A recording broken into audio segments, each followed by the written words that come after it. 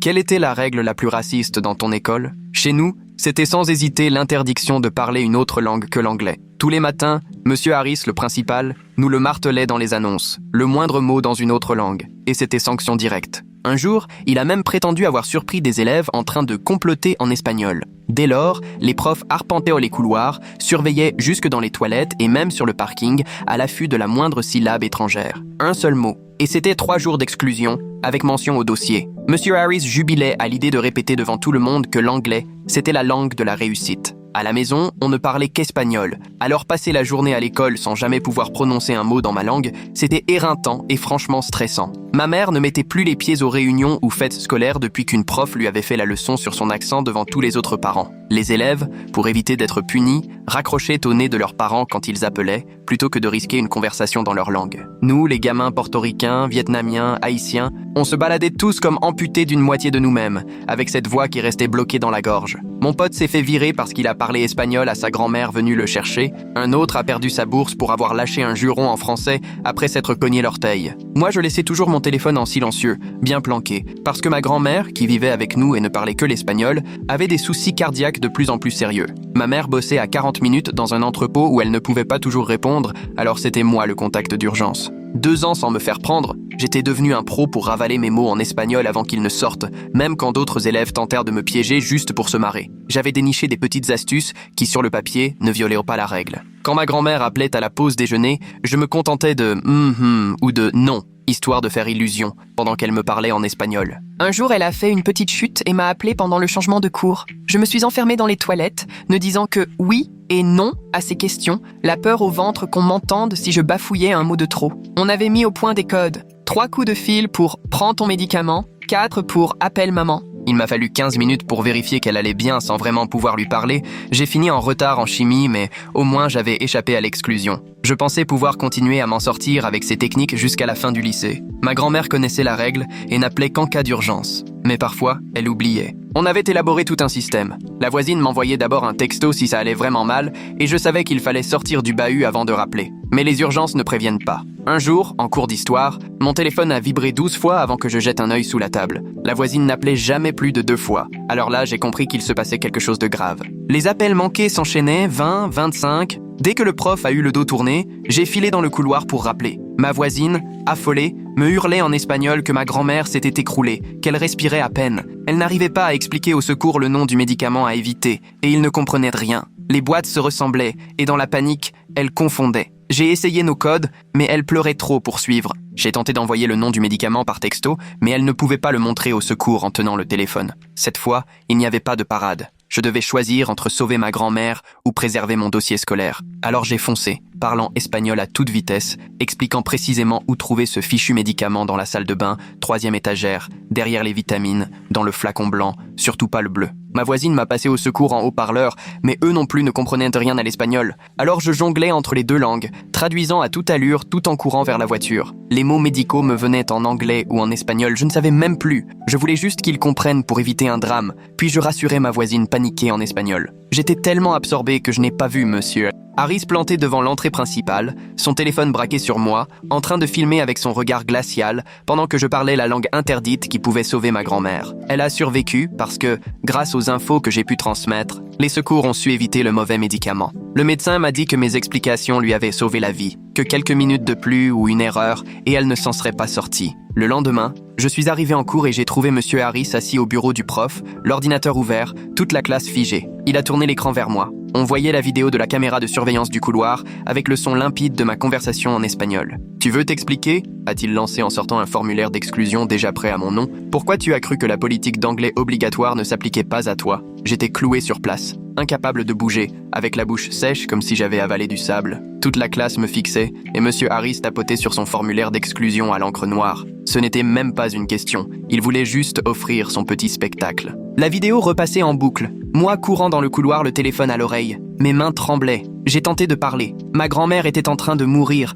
et les secours ne comprenaient pas quel médicament pouvait la tuer. Mais monsieur Harris m'a coupé net d'un geste. Il n'y a pas d'exception à la règle, même en cas d'urgence. a-t-il lâché. Tu aurais pu trouver une autre solution. Sa voix restait d'une tranquillité implacable, mais son regard semblait me ranger dans la liste des problèmes à traiter. Sur la table, le formulaire d'exclusion trônait entre nous comme une sentence déjà scellée avant même que je sois entré. Je peux appeler ma mère pour lui expliquer ce qui se passe? Il a secoué la tête lentement. Elle devra s'exprimer en anglais pendant les heures de cours ou venir accompagnée d'un interprète agréé. Toute la classe s'est agitée sur ses chaises, mais personne n'a soufflé mot. Même demander de l'aide avait ses règles à suivre. Mes mains tremblaient encore plus fort quand j'ai remis mon téléphone dans ma poche. Monsieur Harris a ouvert le tiroir de son bureau et a sorti une liasse épaisse de feuilles couvertes de marques jaunes qu'il a fait glisser de son côté à moi. Le conseil de discipline est fixé à jeudi, 10h. Vous avez le droit de venir avec un parent ou un tuteur, mais toute la procédure se déroulera en anglais uniquement. Au bruit de la sonnerie, tout le monde s'est levé précipitamment, a saisi son sac et a filé sans un regard pour moi. Ils gardèrent les yeux baissés ou rivés sur leur téléphone en passant devant mon bureau. Monsieur Harris a rangé son ordinateur portable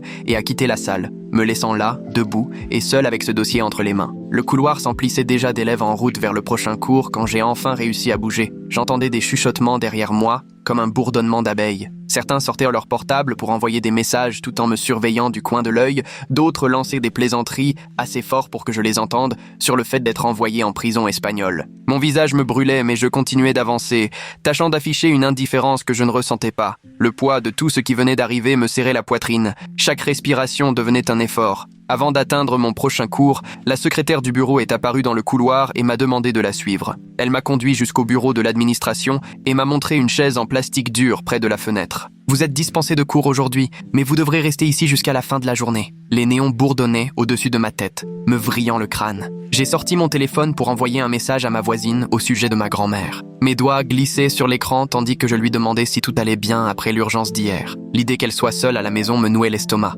La secrétaire m'a tendu un formulaire en me demandant de rédiger une déclaration officielle sur l'incident. Les lignes blanches paraissaient m'observer. Tout sonnait faux dès que j'essayais d'expliquer des histoires de vie ou de mort dans un anglais administratif. Je recommençais sans cesse, chaque faute de grammaire me donnant l'impression d'être coupable de bien pire que d'avoir parlé espagnol. La secrétaire m'observait galérer, sans jamais me proposer la moindre aide. Ses yeux suivaient mon stylo alors que j'effaçais et recommençais encore. Quoi que j'écrive, ça sonnait toujours à côté, peu importe mes tentatives. Au bout de la 5e version, j'ai demandé si je pouvais avoir une copie de l'enregistrement de Monsieur Harris dans le couloir. Sans même lever les yeux de son écran, la secrétaire a répondu « C'est une preuve interne. Les élèves n'y ont pas accès. » J'ai senti mon estomac se tordre comme si je tombais dans le vide. Il détenait des preuves auxquelles je n'aurais même pas accès et auxquelles je ne pourrais jamais vraiment répondre. L'injustice me crispait au point de me faire mal aux dents. Un autre élève assis en face de moi, visiblement aussi en attente, s'est penché pour me souffler à voix basse que les caméras du couloir captaient aussi le son. Je l'ignorais. Aussitôt, j'ai sorti un carnet, noté les heures et les lieux précis en essayant de me rappeler qui se trouvait là quand j'ai couru dans le couloir. Peut-être que quelqu'un avait vu l'urgence sur mon visage ou entendu mes sanglots en passant. Sacrée discussion ici. Je me demande ce qu'il pense vraiment. Mais l'autre élève a été appelé dans le bureau du conseiller avant que je n'aie pu creuser davantage. Mon téléphone a vibré. Un message de mon ami m'annonçait que la rumeur se répandait déjà. On racontait que j'avais délibérément enfreint le règlement pour faire passer un message politique. Le mensonge s'étendait plus vite que je ne pourrais jamais le rattraper. D'autres messages sont arrivés, certains me demandant si je cherchais à jouer les héros ou juste à attirer l'attention. J'avais la nausée en réalisant à quel point l'histoire se transformait déjà. Je suis resté un moment, le pouce suspendu au-dessus du bouton de réponse, sans savoir quoi dire qui ait le moindre impact. J'ai coupé les notifications et enfoui mon téléphone au fond du sac. La secrétaire continuait à taper sur son clavier pendant que je restais là, le formulaire de déclaration à moitié rempli sur les genoux. L'horloge au mur avançait si lentement que j'en venais à douter qu'elle fonctionne encore. D'autres élèves passèrent devant la fenêtre du bureau, me dévisageant comme un animal en cage. Certains pointèrent du doigt, d'autres chuchotaient. Le formulaire restait quasiment vide. Aucune phrase n'arrivait à dire vraiment ce que j'avais vécu. Comment expliquer en anglais parfait que la vie de ma grand-mère passait avant leur fichu règlement? Mon téléphone a vibré dans ma poche. Un message de ma voisine m'informait que ma grand-mère était stable mais très faible et qu'elle ne cessait de demander après moi, en espagnol. J'ai ressenti un soulagement si brutal que j'ai dû me raccrocher au bureau, mais la culpabilité a suivi aussitôt. J'aurais dû être à ses côtés, pas assis dans ce bureau absurde. Elle ne devait rien comprendre à mon absence, et ça m'a serré le cœur. J'ai repoussé le formulaire sur le bureau, sans le signer, et je suis sorti, la secrétaire criant derrière moi que je n'avais pas le droit de partir sans autorisation. Les couloirs étaient déserts pendant les cours. Mes pas résonnaient tandis que j'allais récupérer mes affaires à mon casier. J'y ai trouvé un mot scotché. Le bureau d'orientation m'avait fixé un rendez-vous le lendemain matin avec Orlando Frey, un conseiller censé accompagner les élèves bilingues pris dans ce genre de situation. Peut-être que, quelque part dans ce bâtiment, quelqu'un comprenait enfin ce qu'on traversait mais je n'osais pas trop y croire. Ce soir-là, pendant que maman et moi tentions de dîner, un mail est tombé sur mon téléphone avec les détails officiels de la convocation. 3 jours d'exclusion, mention au dossier,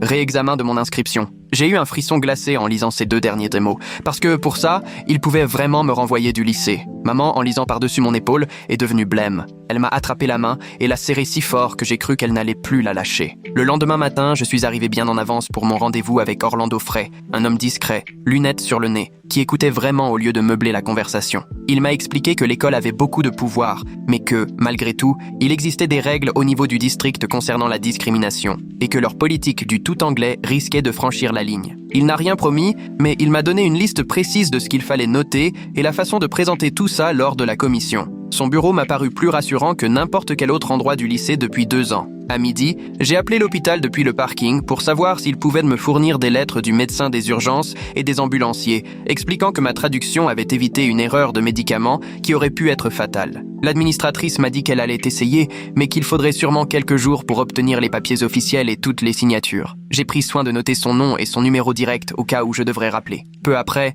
mon téléphone n'arrêtait pas de vibrer. Quelqu'un avait raconté mon histoire sur les réseaux et maintenant tout le monde y allait de son commentaire. Certains disaient qu'un règlement reste un règlement et que je savais à quoi m'attendre. D'autres affirmaient qu'il y a des choses plus importantes que des règles absurdes, comme sauver une vie. Toutes ces notifications me donnaient que le vertige, alors j'ai supprimé les applis. Je ne voulais pas devenir le symbole d'un débat politique ou la cible de discussions qui me dépassaient. Après le cours de chimie, ma prof m'a demandé de rester un peu. Une fois la classe vide, elle m'a confié à voix basse qu'elle trouvait la politique linguistique injuste, mais que les profs mettaient leur poste en jeu s'ils osèrent protester. Elle m'a montré un passage du règlement intérieur sur les principes de non-discrimination du district, qui semblait clairement en contradiction avec la règle du tout anglais. Ses mains tremblaient légèrement en m'indiquant comment retrouver la page en ligne et elle m'a conseillé d'en faire des copies. Ce soir-là, un certain Ruben Guidry d'une association d'aide juridique m'a appelé, après que maman les a contactés pour demander conseil. Il m'a expliqué que le titre 6 protège les minorités linguistiques, mais que les écoles utilisent souvent l'argument de la sécurité pour contourner la loi. Toute plainte fédérale prendrait des mois,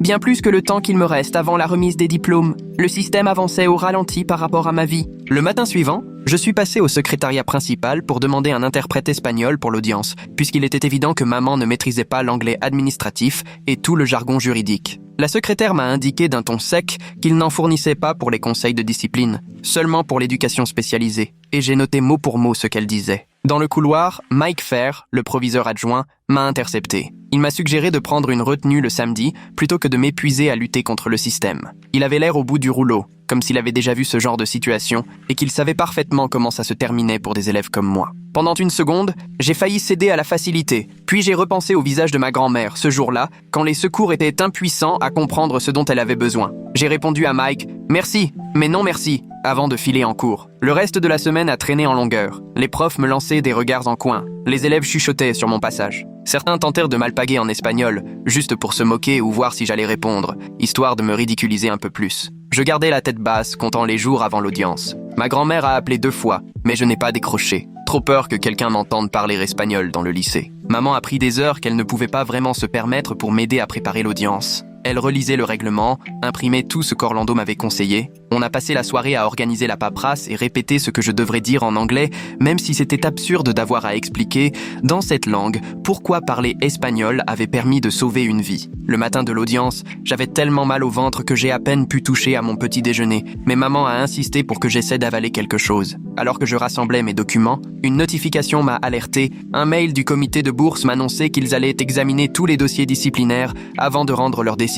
J'ai eu un frisson en lisant qu'ils consulteraient mon dossier permanent la semaine suivante. À ce stade, il ne s'agissait plus juste de rater 3 jours de cours. 4 ans d'excellence et d'assiduité pourraient ne plus compter à cause de cette exclusion. J'ai enfoui mon téléphone au fond de ma poche, attrapé mon sac en essayant de ne pas penser au fait que l'université pouvait m'échapper simplement parce que j'avais parlé espagnol pour sauver ma grand-mère. L'audience était prévue à 14h, mais il me restait toute une journée à tenir. À midi, j'ai reçu un message de maman. « Ta grand-mère est sortie de l'hôpital. Elle devait maintenant être surveillée en permanence. Quelqu'un devait vérifier ses médicaments toutes les 4 heures. » J'ai passé le reste du déjeuner à programmer des alertes et échanger des messages avec la voisine pour organiser une garde. Le contrôle de chimie était pour le lendemain, et je n'avais même pas commencé à réviser. Tout semblait s'accumuler en même temps. Pendant l'étude, un mail de Ruben est apparu sur mon ordi. Il avait vérifié et m'expliquait qu'enregistrer l'audio dans les couloirs était probablement contraire à la loi sur la vie privée. Mais il précisait aussi que les tribunaux accordaient une grande marge de manœuvre aux écoles pour des raisons de sécurité. À chaque argument juridique, il y avait une parade qui protégeait l'établissement. Tout le système semblait penser pour les mettre, eux, à l'abri, pas nous. Mon téléphone s'est mis à vibrer encore. Cette fois, un message d'une camarade que je connaissais à peine. Elle avait filmé à la volée une vidéo où l'on voyait le proviseur Harris à l'entrée, le portable braqué sur moi alors que j'appelais les secours. Ce n'était pas une caméra de surveillance qui m'avait capté par hasard. Il m'avait filmé sciemment, comme s'il attendait que je commette une erreur. J'ai transféré la vidéo à Orlando aussitôt, les mains tremblantes de colère. Cette nuit-là, je n'ai pas fermé l'œil, occupé à reconstituer le fil des événements. Orlando m'a rejoint pour m'aider à tout consigner, heure par heure, en notant chaque détail dont je pouvais me souvenir. Il éliminait systématiquement tout ce qui touchait à mes ressentis, m'obligeant à rester factuel. Les horaires, les lieux, qui avait dit quoi, qui était présent. Aucune place pour les opinions ou les émotions, seulement des faits concrets, impossibles à contester. Me concentrer là-dessus m'a vraiment permis de reprendre mon calme. Le lendemain, pendant le déjeuner, j'ai discrètement sondé des élèves vietnamiens et haïtiens sur la fameuse règle linguistique. Beaucoup n'osaient pas parler, mais certains ont accepté de me confier un témoignage anonyme. Une fille avait été exclue de la National Honor Society pour avoir simplement répondu à sa mère en vietnamien. Les parents d'un garçon haïtien avaient arrêté d'assister à ces matchs, de peur de parler français sans s'en rendre compte. Les histoires s'enchaînaient et toutes baignaient dans la même atmosphère de crainte et de regret. Après les cours, j'ai encore recueilli d'autres récits et le tableau devenait de plus en plus sombre. Le soir venu, je me suis installé devant l'ordinateur pour rédiger une plainte officielle à destination du district, en invoquant la discrimination et le refus de l'interprétariat, en reprenant tous les termes juridiques qu'Orlando m'avait appris. Mes mains tremblaient lorsque j'ai joint toutes les pièces justificatives avant de cliquer sur « Envoyer ». Plus question de revenir en arrière. J'étais désormais devenu l'élément perturbateur de leur système. Dès le lendemain matin, le proviseur Harris semblait me suivre à la trace. Il traînait dans le couloir quand j'ouvrais mon casier, il traversait la cantine juste au moment où je m'installais, il patientait même non loin des toilettes lorsque j'avais besoin d'y aller. À chaque apparition, je glissais un message à Orlando avec l'heure et l'endroit, histoire de garder une trace de tout. Cette surveillance me coupait littéralement le souffle, comme si les murs de l'école se refermaient sur moi. Pendant la pause de midi, ma mère a appelé. Au lycée, ils préfèrent traquer les élèves qui parlent espagnol plutôt que leur enseigner la chimie. Leur sens des priorités est si tordu qu'ils mériteraient une médaille de gymnastique pour réussir un tel grand écart. Son patron venait d'ailleurs de la prévenir. Une seule absence supplémentaire pour une réunion scolaire et il lui retirerait des heures. Or, on avait besoin de chaque euro pour payer les médicaments de ma grand-mère. Je lui ai conseillé de ne plus venir, mais elle a refusé net. Je ne te laisserai pas affronter tout ça seul, peu importe le prix. Avant le cours de chimie, l'angoisse m'a submergé. Je suffoquais presque, la tête qui tourne, obligé de m'agripper à la table pour ne pas m'effondrer. L'infirmière a diagnostiqué une crise d'angoisse et m'a proposé d'appeler quelqu'un pour me réconforter. J'ai préféré rester là, tremblant, trop terrorisé pour risquer un mot d'espagnol,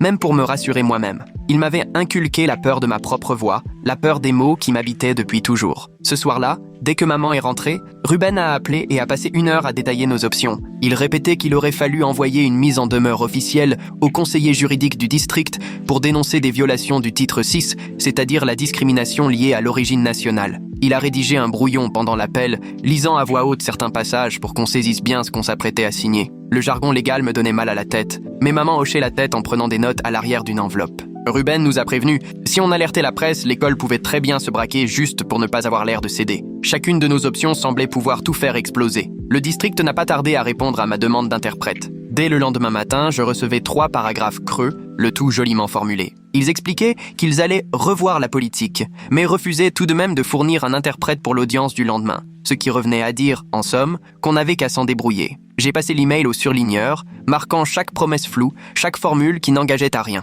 On sentait que tout était pensé pour épuiser les familles jusqu'à ce qu'elles lâchent prise. J'ai passé l'après-midi à m'entraîner à lire ma déclaration pour l'audience, à m'enregistrer sur mon téléphone, encore et encore. Les mots techniques me venaient d'abord en espagnol, puisque c'est ainsi que je les avais appris avec ma grand-mère et ses ordonnances. Je devais me forcer à dire « médicament cardiaque » plutôt que « medicina cardiaca ». Et j'avais l'impression que ma langue se rebellait, lourde et maladroite. C'était comme si ma propre bouche me trahissait. Le matin de l'audience, j'ai ouvert mes mails et trouvé un message de l'hôpital avec une pièce jointe. Le médecin qui avait suivi ma grand-mère y confirmait, sur papier à en-tête, que ma traduction avait évité une erreur de médicament qui aurait pu lui coûter la vie. Voir ces mots, Sa signature en bas du document rendait tout ça soudain concret, plus que jamais. Ce bout de papier prouvait que je lui avais sauvé la vie, et le tenir en main me donnait l'impression de revêtir une armure avant d'entrer en combat. À midi, j'ai retrouvé un camarade de confiance pour relire à haute voix les témoignages anonymes recueillis auprès d'autres familles. Des parents racontaient que leurs enfants avaient été sanctionnés pour avoir répondu au téléphone dans leur langue maternelle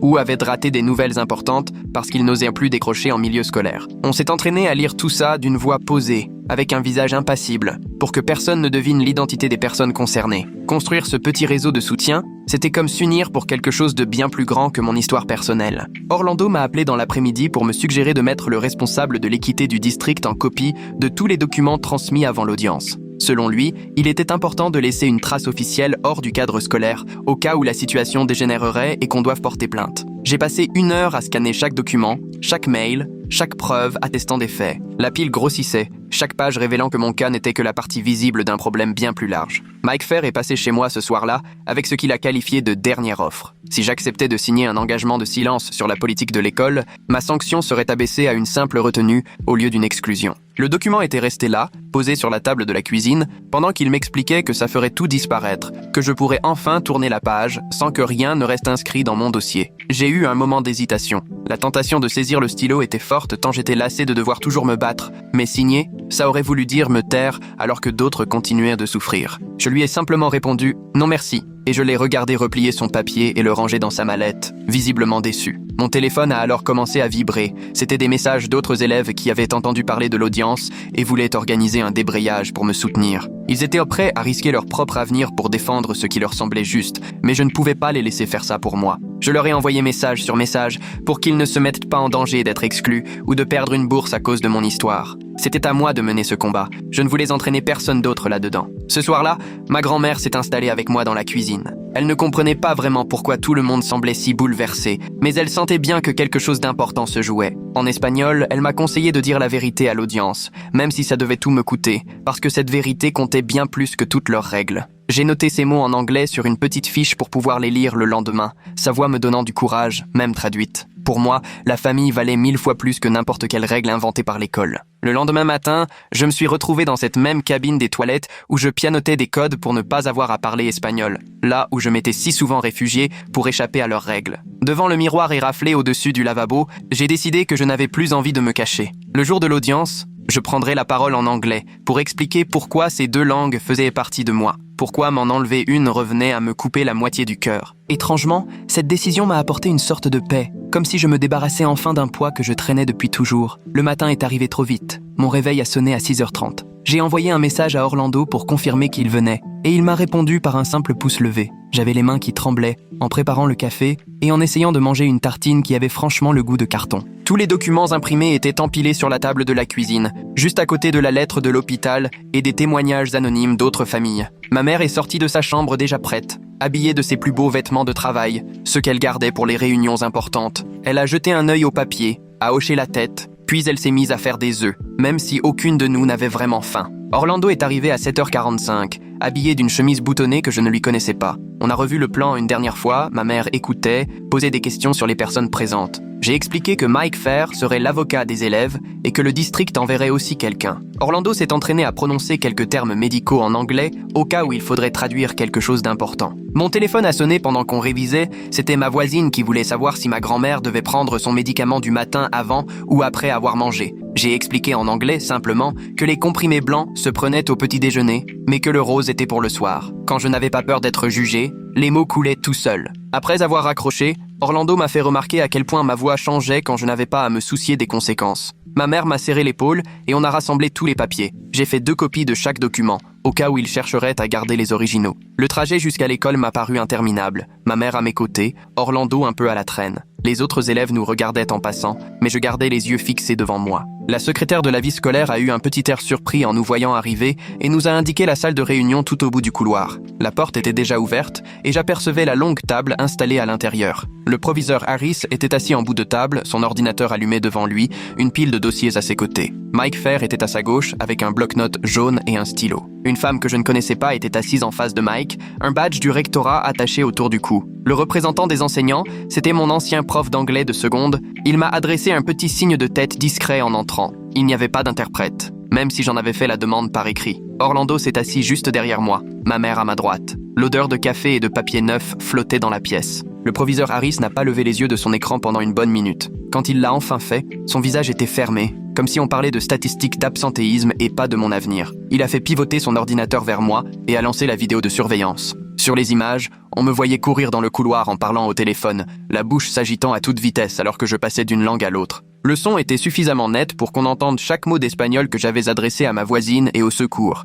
Il a laissé la vidéo tourner 3 longues minutes avant de l'arrêter et de sortir un formulaire d'exclusion temporaire déjà rempli à mon nom. Pour lui, l'épreuve était claire, il s'agissait d'une volonté délibérée de ne pas respecter le règlement qui impose l'anglais partout dans l'établissement. J'ai gardé mon calme et j'ai confirmé. Oui, c'est vrai. J'avais bien parlé espagnol dans le couloir ce jour-là. J'ai expliqué la maladie cardiaque de ma grand-mère, l'erreur de médicaments, l'urgence de donner des informations précises au secours pour lui sauver la vie. Mes mains tremblaient sous la table, mais je les gardais bien à plat sur mes cuisses. Le proviseur Harris prenait des notes pendant que je répondais. J'ai sorti la lettre de l'hôpital et l'ai fait glisser vers la représentante du rectorat. Elle l'a lu attentivement, pendant que le proviseur martelait que ce document ne changeait rien au fait que j'avais enfreint une règle clairement énoncée. Pour lui, les règlements sont là pour une raison, et les enfreindre, c'est tout le système qu'on menace. La femme du rectorat a demandé à garder la lettre et a pris des notes sur sa tablette. Je lui ai alors remis la pile de témoignages anonymes de familles vietnamiennes et haïtiennes qui racontaient, elles aussi, ce que cette règle leur faisait endurer. Sa manière de s'entraîner à prononcer « cardiac medication »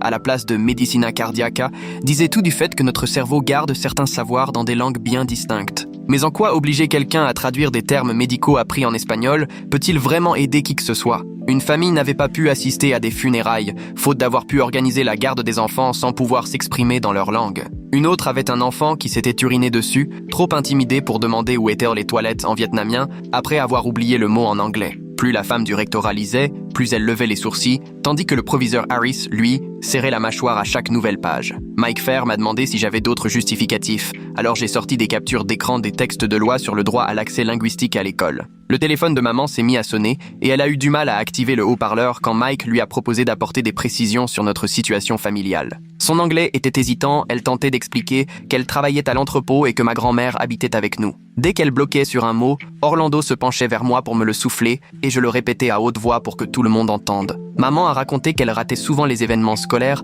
parce que les professeurs se moquaient de son accent et qu'elle redoutait chaque jour que je me fasse exclure à force d'aider ma grand-mère. Sa voix s'est brisée quand elle a dit qu'elle était fière de moi d'avoir sauvé ma grand-mère, même si ça pouvait m'attirer des ennuis. La femme du rectorat tapait de plus en plus vite sur son clavier pendant que maman parlait. Mike Fair a tout sauté puis suggéré que si je retirais ma plainte, on pourrait ramener l'exclusion à une seule journée au lieu de 3. J'ai secoué la tête, expliquant que je tenais à ce qu'on revoie le règlement, pas à marchander la sanction. Je suis resté poli, mais je n'ai rien lâché, même quand il insistait sur la nécessité d'être raisonnable. Le proviseur Harris a répliqué que je compliquais les choses pour rien et que tout acte avait ses conséquences. La femme du rectorat a jeté tour à tour un regard au proviseur Harris et à Mike Fair, avant de dire qu'à son avis, toute mesure disciplinaire devait attendre que le rectorat ait eu le temps d'examiner la politique d'accès linguistique. Le visage du proviseur Harris a viré au rouge pendant qu'il martelait que les décisions disciplinaires relevèrent de l'établissement et ne nécessitèrent pas l'aval du rectorat. La femme du rectorat lui a rappelé que les plaintes pour atteinte aux droits civiques suivaient d'autres voies que les sanctions classiques. Le ton est resté très professionnel,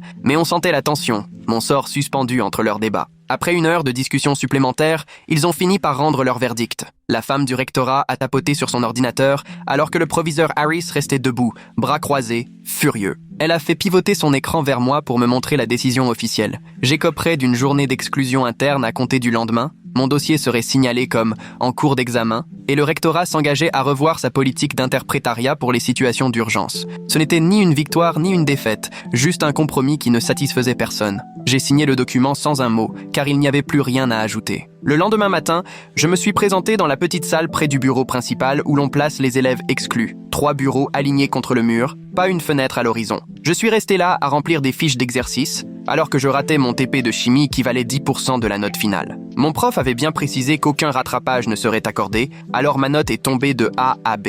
Aussi simplement que ça. À midi, j'ai mangé seul dans cette salle, sous le regard de la surveillante derrière son bureau. Quelques élèves sont passés devant la porte en allant à la cantine. Certains m'ont adressé un signe de tête à travers la petite vitre, d'autres chuchotaient en me montrant du doigt. Une fille a mimé que je m'en tirais bien, tandis qu'une autre secouait la tête, l'air de dire que j'en faisais trop pour pas grand-chose. Le prix à payer socialement devenait évident alors que je restais là, mon sandwich ramollissant dans les mains. Ce soir-là, je suis monté directement dans la chambre de ma grand-mère où elle était installée dans son fauteuil, absorbée par sa telenovela. Elle m'a demandé comment s'était passée la journée, mais je lui ai simplement répondu que tout allait bien. Puis je me suis assis par terre, contre son fauteuil, à ses côtés. On a regardé la série ensemble sans rien dire de ce qui s'était passé à la réunion, parce qu'elle n'avait pas besoin de savoir ce que le fait de parler espagnol dans cette école m'avait coûté. Elle m'a caressé les cheveux comme quand j'étais petit, et on a partagé ce réconfort silencieux sans avoir besoin d'échanger un mot. 3 jours plus tard, ma mère m'a transféré un mail du district, envoyé à tout le personnel, annonçant l'ouverture d'une enquête limitée sur l'accès linguistique dans les écoles. Cette semaine-là, l'ambiance avait changé dans les couloirs. Les conversations s'interrompaient sur mon passage, et certains profs semblaient mal à l'aise en me croisant, comme s'ils craignaient que je les dénonce. Mon prof d'anglais, qui plaisantait toujours avec moi auparavant, se contentait désormais de discussions purement scolaires. Avoir raison sur le fond ne faisait plus de moi quelqu'un de bienvenu dans l'établissement. 2 semaines après l'audition, une note de service a annoncé une dérogation d'urgence pour l'usage des langues en cas de situation médicale ou de sécurité et imposait que les établissements respectent les demandes d'interprètes lors des réunions avec les parents. Le proviseur Harris a organisé une assemblée pour expliquer que ces nouvelles règles ne s'appliquaient qu'en cas d'urgence avérée et que la communication ordinaire devait rester en anglais. Il s'est tenu au pupitre, lisant la note sur le ton le plus restrictif possible, mais même minime, c'était un pas en avant. Le comité de bourse m'a ensuite envoyé une lettre pour m'annoncer qu'il repoussait sa décision tant que mon dossier ne serait pas définitivement tranché, ce qui me laissait dans l'incertitude pour mon inscription à la fac. J'écrivais chaque semaine des mails soigneusement rédigés, évoquant mes notes et mes activités, en évitant de mentionner directement la suspension, et je mettais en avant mes résultats scolaires tant que l'examen du dossier n'était pas terminé. Attendre leur réponse devenait une punition en soi, car je ne pouvais rien prévoir pour l'université sans savoir si j'aurais la bourse. J'ai fait publier une tribune dans le journal du lycée où je racontais ce que ça fait de devoir se balader à moitié muet, incapable de parler sa propre langue. J'y expliquais cette impression d'avoir les mots coincés en travers de la gorge et d'être obligé de tout traduire dans sa tête avant de réussir à sortir la moindre phrase, sans jamais pointer qui que ce soit ni évoquer la suspension. Après la parution, d'autres élèves sont venus me voir en toute discrétion pour me confier que c'était exactement ce qu'ils ressentaient eux aussi. Le gars vietnamien de ma classe de maths m'a montré les passages qu'il avait surlignés parce qu'ils lui parlaient, et la fille haïtienne de l'orchestre m'a dit qu'elle l'avait fait lire à ses parents. Les mots imprimés sur le papier paraissaient moins risqués que ceux qu'on échange dans les couloirs, là où tout le monde peut te balancer. La dernière semaine de cours, je suis tombé sur le proviseur Harris dans le couloir en allant en histoire. On ne s'est pas salué, mais je n'ai pas baissé les yeux, lui non plus d'ailleurs. J'ai continué vers ma salle, toujours attentif à ce que je disais, mais je ne taisais plus l'essentiel. Le combat était loin d'être fini, mais j'étais encore là, debout, et parfois rien que ça suffit pour garder une petite lueur de résistance. Merci de m'avoir permis d'aborder tous ces sujets avec vous aujourd'hui. C'était vraiment enrichissant qu'on puisse réfléchir ensemble. On se retrouve la prochaine fois, et n'oubliez pas d'aimer la vidéo, ça aide bien plus que vous ne l'imaginez.